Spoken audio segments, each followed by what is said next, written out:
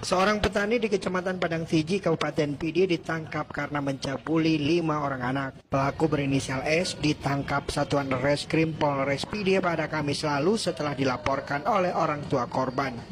Peristiwa pencabulan terhadap 5 anak di bawah umur terjadi dalam rentan waktu sejak 2023 hingga awal Januari 2024 di sejumlah lokasi di wilayah Kecamatan Padang Siji. Modus yang dilakukan oleh pelaku selain dijanjikan uang, korban diajak untuk menemani pelaku mencari burung di kebun.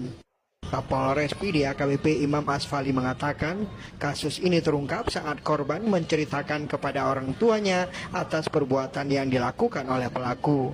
Diketahui pelaku sudah memiliki istri dan anak. Modusnya ya pelaku ini memberikan iming-iming dengan sejumlah uang kepada anak-anak. Ya, angkanya itu 35.000 sampai 60.000.